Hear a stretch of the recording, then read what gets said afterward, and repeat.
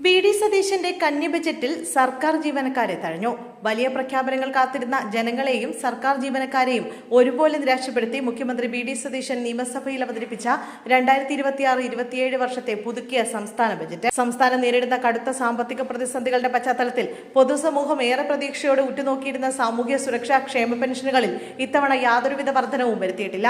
ഇതോടൊപ്പം ശമ്പള പരിഷ്കരണവും കുടിശ്ശികകളുടെ വിതരണവും പ്രതീക്ഷിച്ചിരുന്ന സർക്കാർ ജീവനക്കാർക്കും ബജറ്റിൽ വലിയ തോതിലുള്ള അനുകൂല പ്രഖ്യാപനങ്ങൾ ഉൾപ്പെടുത്തിയിട്ടില്ല എന്നത് ശ്രദ്ധേയമാണ്.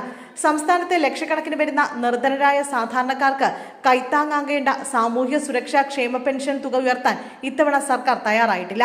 ഖജനാവിന്റെ നിലവിലെ ശോചനാവസ്ഥയും തീർപ്പാക്കാനുള്ള വൻ സാമ്പത്തിക ബാധ്യതകളും കണക്കിലെടുത്താണ് ജനപ്രിയമായ പെൻഷൻ വർധനവിൽ നിന്നും സർക്കാർ പിൻവാങ്ങിയതെന്നാണ് സൂചന.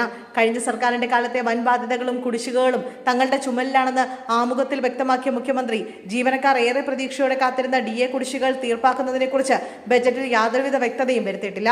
വലിയ സാമ്പത്തിക ആനുകൂല്യങ്ങൾ പ്രതീക്ഷിച്ച ജീവനക്കാർക്ക് ബജറ്റ് വലിയ രീതിയിൽ ആശ്വാസകരമായ പ്രഖ്യാപനങ്ങൾ ഒന്നും നൽകുന്നില്ല. ഭരണപരമായ ചിലവുകൾ കുറയ്ക്കുന്നതിന്റെ ഭാഗമായി സമാന സ്വഭാവമുള്ള വിവിധ ക്ഷേമനിധി ബോർഡുകൾ തമ്മിൽ ലയിപ്പിക്കാനും ബജറ്റിൽ തീരുമാനമുണ്ട്.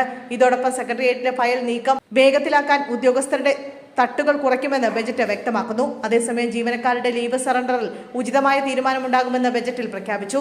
പങ്കാളിത്ത പെൻഷനിൽ മാറ്റം പ്രഖ്യാപിച്ചു. പങ്കാളിത്ത പെൻഷൻ പദ്ധതിയിൽ അപാകതകൾ ഉണ്ടെന്ന് ചൂണ്ടിക്കാട്ടിയാണ് പെൻഷൻ പദ്ധതിയിലെ മാറ്റം പ്രഖ്യാപിച്ചത്. അതേസമയം DA കുടിശ്ശികയുടെ മുൻകാല പ്രാബല്യവും ബജറ്റിൽ പരാമർശിച്ചിട്ടില്ല. DA കുടിശ്ശികയുടെ മുൻകാല പ്രാബല്യം 8 ഗഡുക്കളായി നൽകുമെന്നായിരുന്നു മുൻ ധനകാര്യമന്ത്രിയായിരുന്ന KN ബാലഗോപാലിന്റെ ബജറ്റിലെ വാഗ്ദാനം. എന്നാൽ ഇത്തവണ 2 ഗഡുവായാണ് നൽകുക. ഇത് നടപ്പിലാക്കിയാൽ ഈ വർഷം 900 കോടിയിലധികം രൂപ വേണ്ടിവരുമെന്നാണ് കണക്ക്.